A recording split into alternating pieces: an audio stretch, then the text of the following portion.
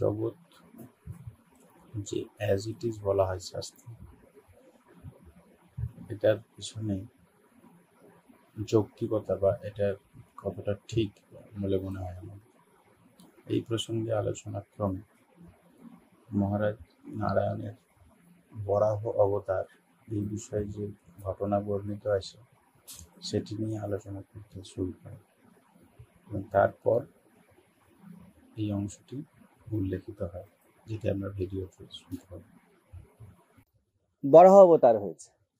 তো বরাহ অবতারের আগে না সবাই দেবতারা গিয়েছে নারায়ণের কাছে, মানে ইন্দ্রিয়গণ গিয়েছে আত্মার কাছে। আত্মার কাছে গিয়ে কি বলছে? আত্মার কাছে গিয়ে বলছে আমাদেরকে প্রোটেক্ট করো। না, আত্মা ছাড়া তো কেউ প্রোটেক্ট করে না। ওরা জানে না দে আর অল ওয়েল প্রোটেক্টেড। যেমন চোখে ধুলো পড়লে পার্সনের মনে হবে কি, আমার চোখে ধুলো পড়েছে, চোখের পাতার কি মনে হয়? ইট নোজ, দ্যাট ইন্টেলিজেন্স নোজ যে এখন চোখে জল দিতে হবে। কিন্তু পার্সন বিব্রত হয়, ইন্টেলিজেন্স বিব্রত হয় না। তো নারায়ণ চুপ করে শুয়ে আছে। ভাবটা কি? ভাবটা এই যে ওয়েল প্রোটেক্টেড। তবুও তুমি যেহেতু পার্সন, তুমি ইন্দ্র মনে করো, চন্দ্র মনে করো, বরুণ মনে করো, নিজেকে ব্রহ্মাও মনে করো, ব্রহ্মাও এসছেন, নিজেকে মনও মনে করো। শুধু দেহ ইন্দ্রিয় নয়, এদের পিতাকে ব্রহ্মা। মন, মন না থাকলে কোনো ইন্দ্রিয়, পঞ্চকর্মেন্দ্রিয়, জ্ঞানেন্দ্রিয় কিছু নেই। তো সবসময় দেখবে ব্রহ্মা এদেরকে সাথে নিয়ে যায়। সব যে কোনো কেসে দেখবে ব্রহ্মা যাবে, ঠিক আছে। তারপর যাবে শিবের কাছে, শিবকে ধরবে। এবার কারণ ইন্টারপ্রিটেশন হবে না, এবার বুদ্ধির দিকে যাবে, শিব জ্ঞান, হ্যাঁ, শিবের কাছে যাবে। কিন্তু জ্ঞান আর মন কি করবে if it is not vibrating? Narayan হলো সেই স্তিমিত প্রাণ যে সবকিছুকে চালাচ্ছে, দ্যাট লিভিংনেস, ঠিক আছে। নারায়ণ চুপ করে বসে, লিভিংনেস কখন কথা বলে না।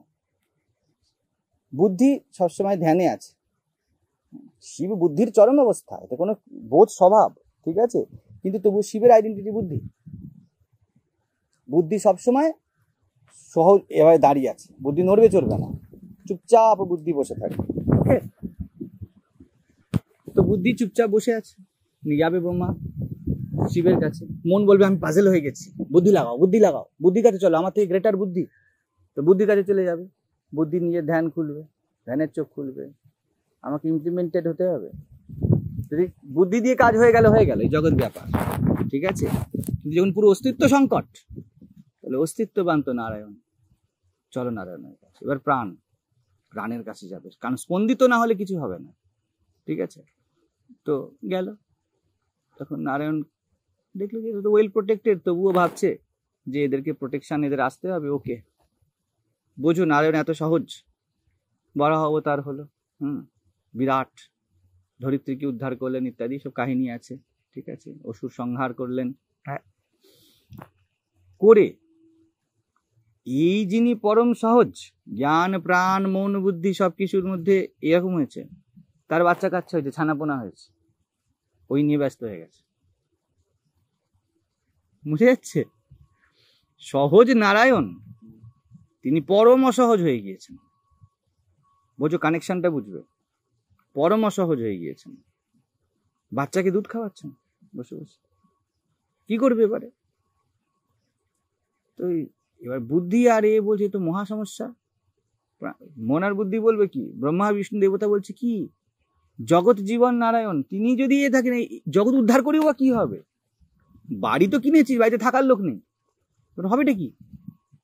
নারায়ণ যেমন শুয়ে আছে শেষ নাগের উপর, তাকে বাইরেও নিয়ে যাও, সে বলবে আমি তো আছি, ঘরের চিন্তা নেই। তখন মন বুদ্ধি কি বলতে শুরু করে, আরে ঘর নেই, ঘর নেই, ঘর নেই, থাকতে হবে একটা ঘরে।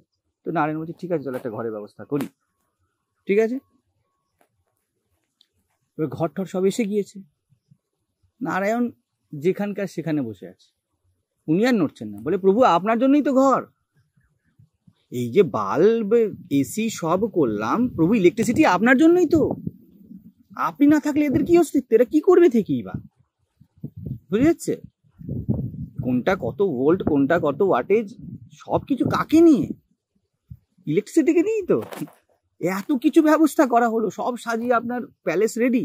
প্রভু চলুন, তাহলে কিছু ভাইব্রেট হয় না, কানেকশনটা দিন। বলছে আমি এখন ব্যস্ত। বলে কি নিয়ে ব্যস্ত? বলছে আমার পাওয়ার পয়েন্ট নিয়ে ব্যস্ত। আমি এখন যেতে পারছি না। বলছি দেখো স্বভাব ভুলে গেছে, ইলেকট্রিসিটি তার স্বভাব ভুলে গিয়েছে। বলছি ও একটা পাওয়ার পয়েন্টে সীমিত, ও তো সীমিত নয়। তখন কি করলো, তখন এই জগতের সিনেমা এই বাচ্চা কাচ্চাগুলোকে মেরে দিল, ছানাপোনাগুলোকে মেরে দিল।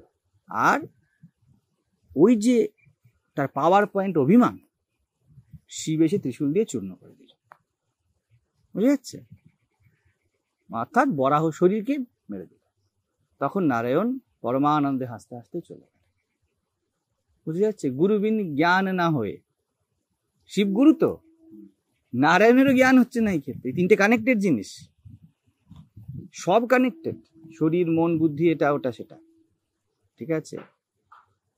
একই জিনিসেরই স্ট্যান্ড পয়েন্ট, কোনোটা ছাড়া কোনোটা এক্সিস্ট করবে না। তো বুদ্ধিকেও আসতে হলো, বোধকে আসতে হলো, গুরুরূপ ধরে আসতে হলো, ত্রিশূল দিয়ে মেরে ভেঙে দেবো, ত্রিপুটি ভেঙে দেবো। আমি, আমার দেহ আর তার থেকে বাচ্চা, প্রথমে বাচ্চা মারলো, তারপর দেহ মারলো, আর কিছু করার। নারায়ণ হাসতে হাসতে স্বধামে চলে গেল। জগৎ আবার স্থিতিশীল। সহজ আর অসহজ একই রকম দেখতে হবে।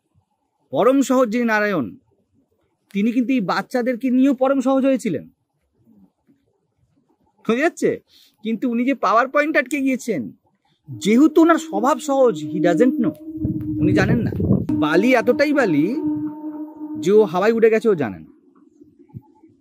কারণ ও এখানেও তো বালি, কিন্তু এখানে এই বালির কোনো ইউজ নেই, ইট ইজ নট ইউজফুল। সেই জন্য অজ্ঞানী, হ্যাঁ, সেও কিন্তু সহজ, ঠিক আছে? কিন্তু লক্ষণ কি হবে? একটাই লক্ষণ জানো তো, যেটা হয় সিকিং। সহজ যখন কোনো কিছুর বাসনা করে, তখন তার নাম অজ্ঞান। সেম সহজ বাসনা রহিত পরমাত্মা, সাক্ষাৎ পরমাত্মা। সেই জন্য এটা বলছিলাম না, অ্যাজ ইট ইজ অজ্ঞানীও বলবে আমি কিচ্ছু করিনি, একদম কিছু করিনি। কে করেছে?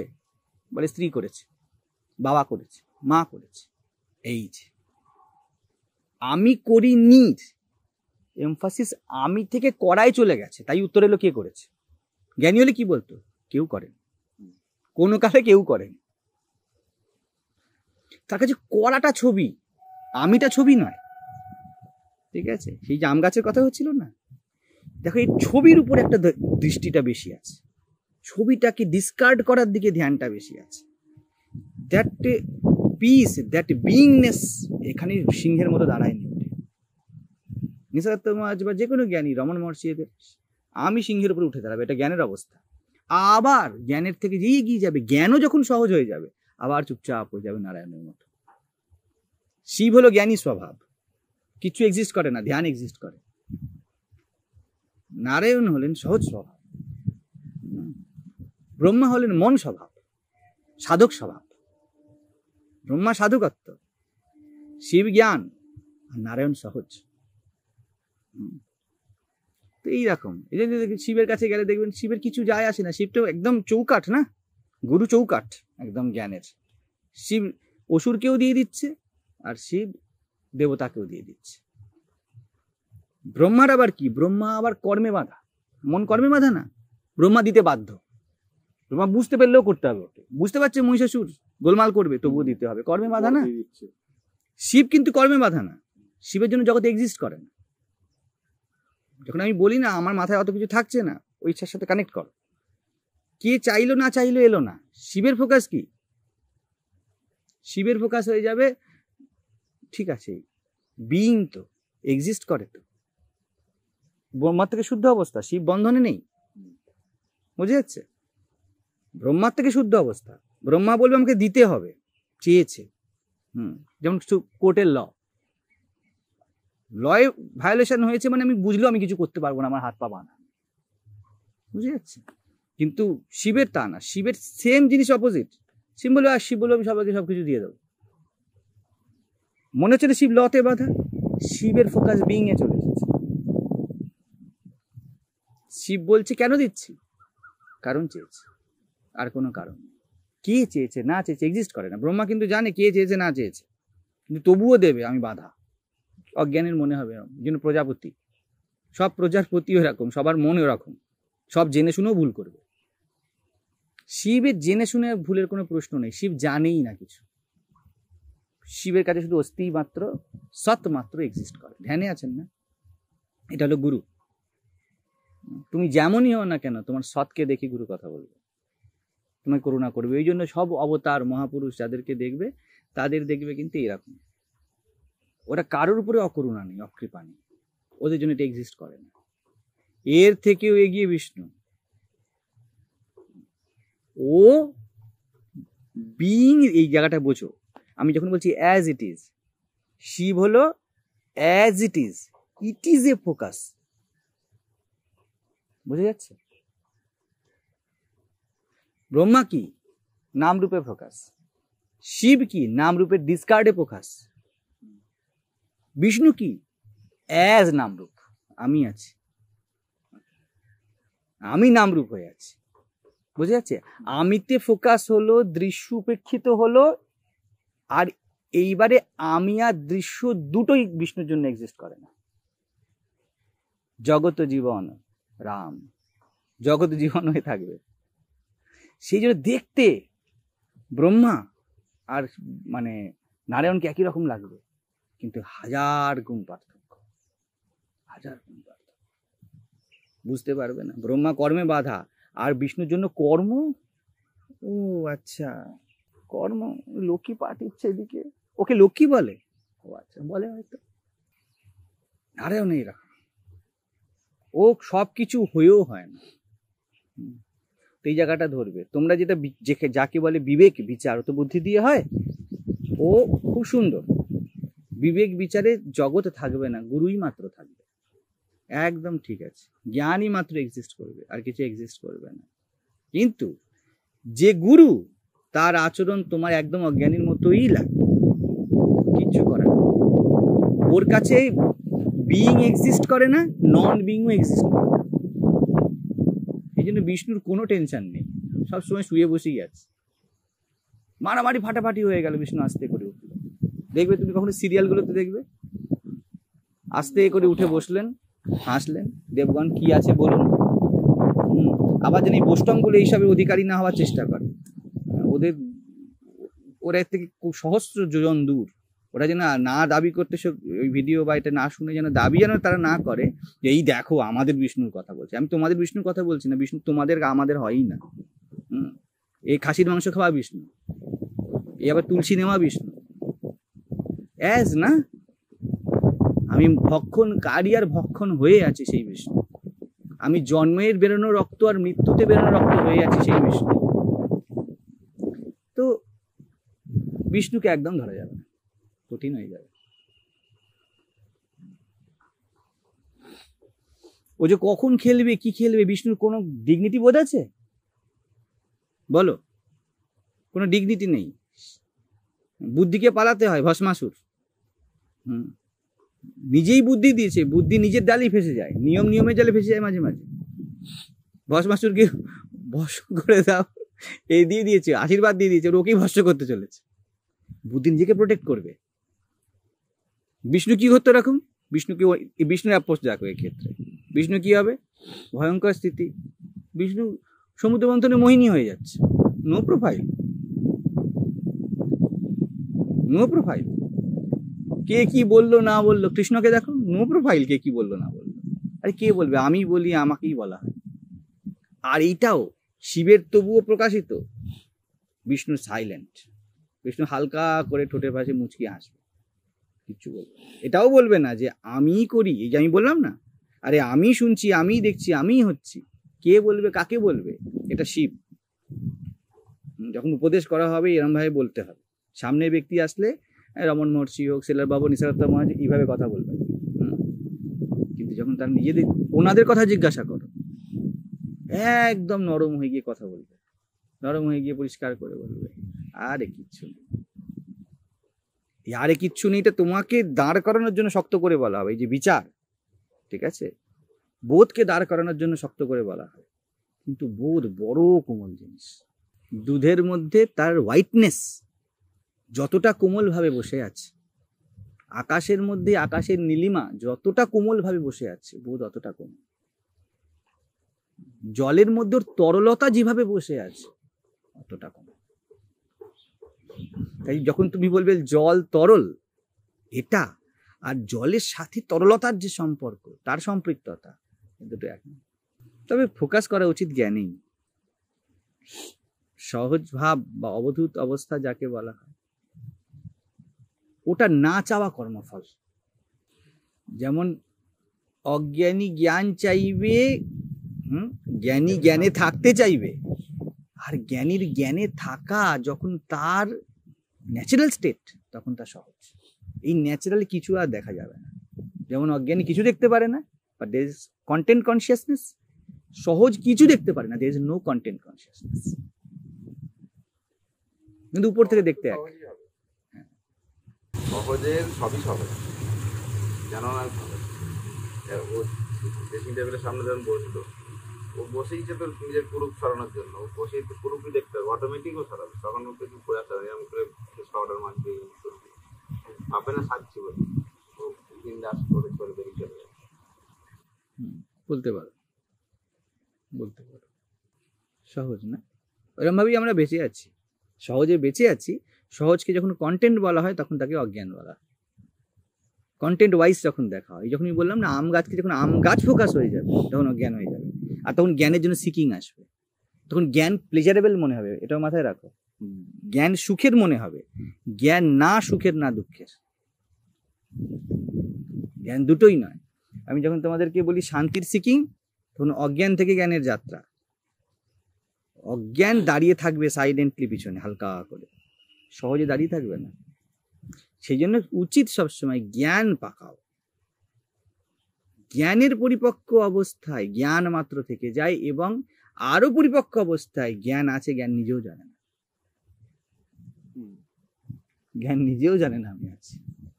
তোকে জিজ্ঞেস করো তুমি জানো না তুমি আছো, ও বলবে হালকা করে আই নিড নট, আমার জানার দরকার নেই। এটাই পরাভক্তি, এটাই পরাভক্তি। রাধার কাছে কৃষ্ণ ছাড়া কিছু এক্সিস্টই করে না, রাধাও এক্সিস্ট করে না। যখন রাধা এক্সিস্ট করে কৃষ্ণের জন্য তখন শিব, যখন কৃষ্ণকে খুঁজছে তখন গোপী, আর যখন রাধা কৃষ্ণের সাথে একদম এক হয়ে আছে তখন রাধাও জানে না, কৃষ্ণও জানে না। বলি কৃষ্ণ বলিস না কেন রাধে, বলে আই নিড নট। সেই পদে বলছে না রাধা কথা বলে না, কিছু তো বলে না। আরে বলার জন্য মুখ চাই আর শব্দ চাই না। যখন বাণী আর মৌনতার দুজনের মিলন হচ্ছে, কি বলবে, কে বলবে, আর বাঁচলো কে? জানো না ওই সময় ও রাধা বলে, আমরা সামনে শুধু রাধা নয়, হ্যাঁ একদম তাই, শুধু রাধা নয়, ও কৃষ্ণও জানে না। কারণ রাধা যখন অমিট হবে, কৃষ্ণ অমিট হবে, তখন বলবে কি অ্যাজ ইট ইজ। কৃষ্ণ থাকলে রাধা এক্সিস্ট করছে। হ্যাঁ, গোপী থাকলে গোপীর চূড়ামণি রাধা এক্সিস্ট করবে, রাধা থাকলে কৃষ্ণ এক্সিস্ট করবে। যখন রাধাও ডিলিট তখন কৃষ্ণও ডিলিট। এবং যে ডিলিট হয়েছে ও জানেও না। হ্যাঁ জানবে না তো, ডিলিট হওয়ার, ডিলিট শব্দও ডিলিট হয়ে যাবে না, ওখানে ডিলিট শব্দও থাকবে না তো। একদম আমি এটাকে দেখি এভাবে, শিমুল তুলে যেমন আকাশে ওড়ে, ও উড়ছে কিন্তু ওর একটু অভিমান নিয়ে আমি উড়ছি, তাই না? শিমুল তুলো উড়ছে, তুমি শিমুল তুলোকে জিজ্ঞেস করো উড়ছে কিনা, কোনো কার্যকারণ আছে ওর ওড়ার? শিমুল তুলোর কি স্বভাব উড়বে? বলতেও পারো স্বভাব, আবার বলতেও পারো ও উড়বে না। ও যেমন অ্যাজ ইট ইজ তাতে ওড়ে, সহজ ওড়ে, কিন্তু ব্যক্তি হিসেবে শিমুল তুলো ওড়ে না। ওরেও বটে, ওরে নাও বটে, এই হলো সহজ। নাইদার কনসিয়াস নর আনকনসিয়াস। 100% সত্য শিমুল তুলে উঠছে, কিন্তু 100% ও উঠছে না। ওর কোনো, ওর বসার ইচ্ছা নিয়ে উঠবে কি করে? হ্যাঁ, ওর জন্য উঠছে না, ওর জন্য উঠছে না। আমরা যে ব্যাখ্যা করছি তার জন্য, ব্যাখ্যাতেই রাধা এক্সিস্ট করবে। তাই শেষ ব্যাখ্যা হলো অহম ব্রহ্মাস্মি, এরপর আর কিছু এক্সিস্ট করবে না।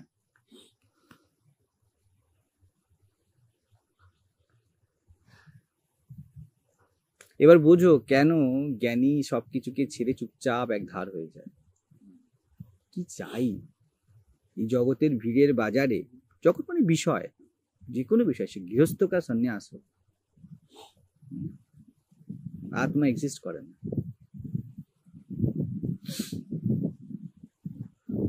সেটা সবই উল্টা ঢং। ওরেও ওরে নাও, দেখেও দেখে নাও। তুমি এক্ষুনি আমাকে বসে দেখছো, সবাই বলবে যে তুমি আমাকে দেখছো, কিন্তু দেখা কি বলবে? দেখছি। দেখা কি বলবে? জাস্ট আমি আছি। তাও জিজ্ঞাসা করলে বলবে অহম ব্রহ্মাস্মি। দেখাকে জিজ্ঞেস করে দেখা বলবে আমি দেখা, ঠিক আছে? কিন্তু দেখা কি সবসময় অনুভব করে আমি দেখা?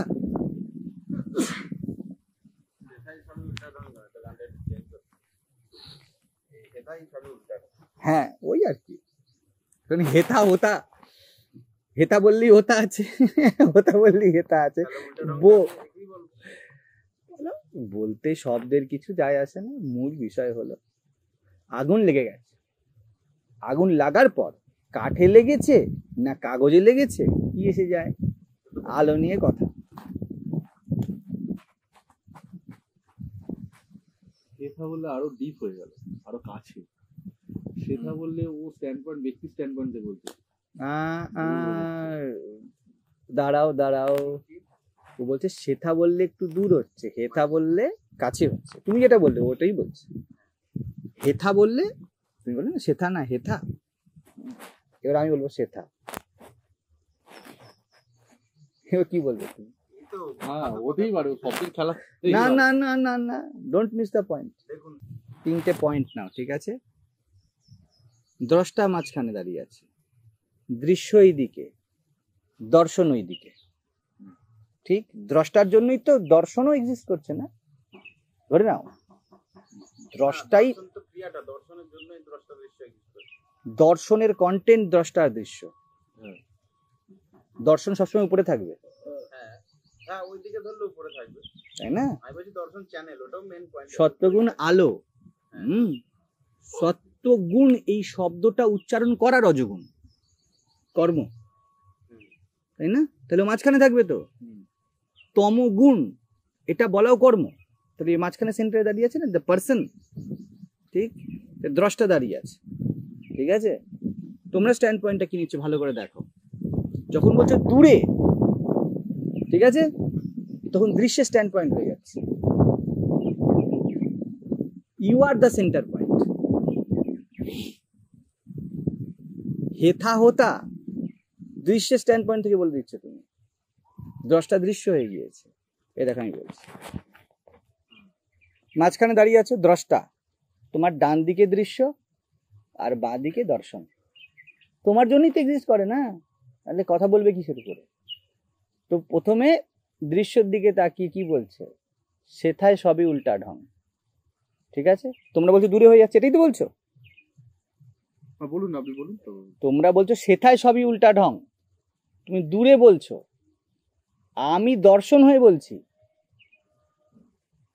বোঝো, আমার যে দ্রষ্টার ফোকাস দুদিকে হতে পারে, দৃশ্য আর দর্শন।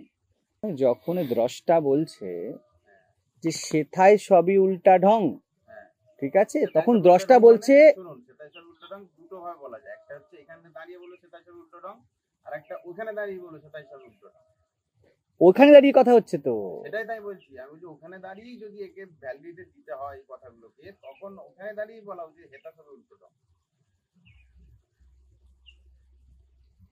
না, তুমি যেটা বললে তার অর্থ দাঁড়িয়ে যায় সেথা বললে দূরে, হেথা বললে কাছে। এটা জ্ঞানের ভাব, শিবের ভাব হলো হেথাতে ফোকাস হচ্ছে, বিচারের মোডে একটা। হ্যাঁ, বুঝে যাচ্ছে?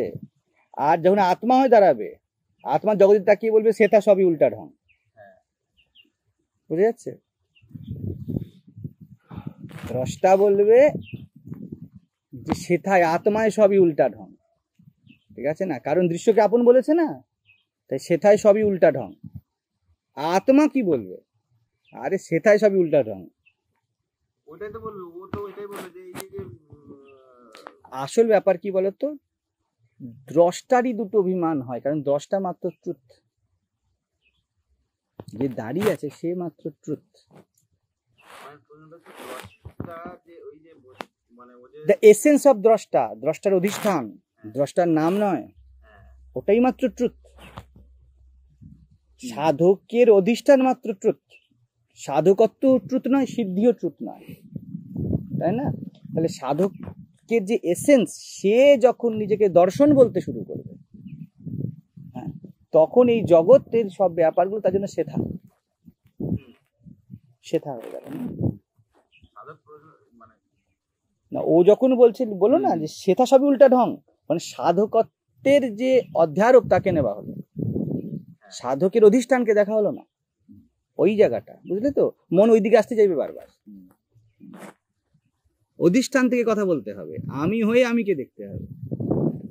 একটা হচ্ছে খারাপ লাগছে কেন,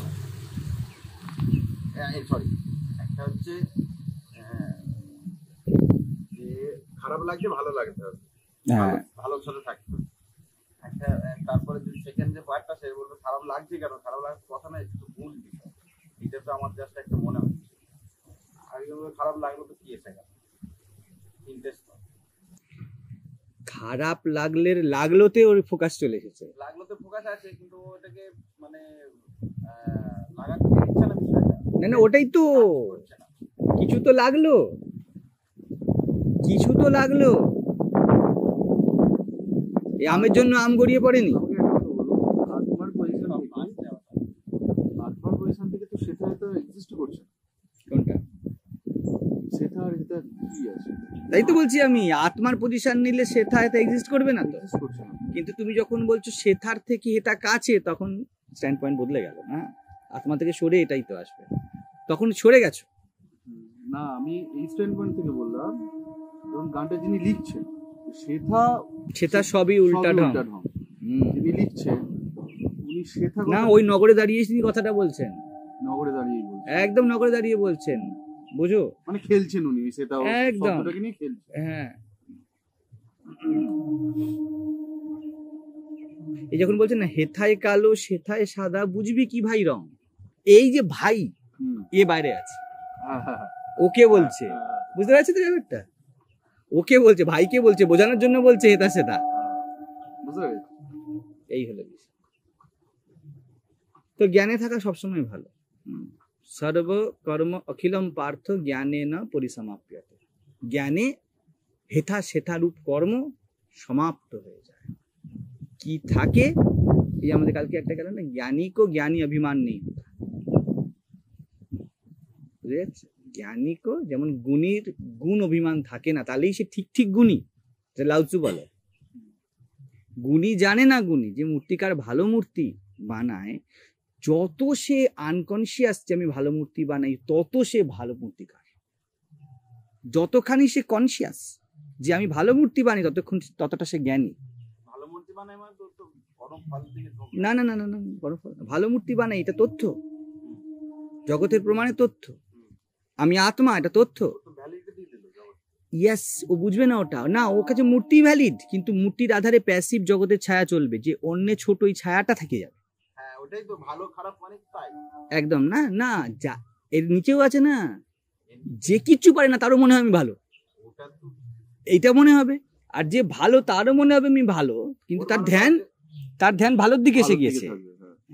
কিন্তু যে ঠিক ভালো, সে জানে না ভালো কি মন্দ, সেগুলো আমি চেষ্টা করি, বলতে পারেন আপনি এইরকম।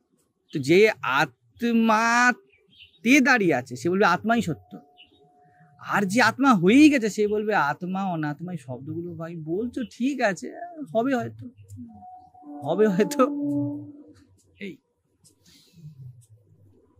তো অ্যাজ ইট ইজ।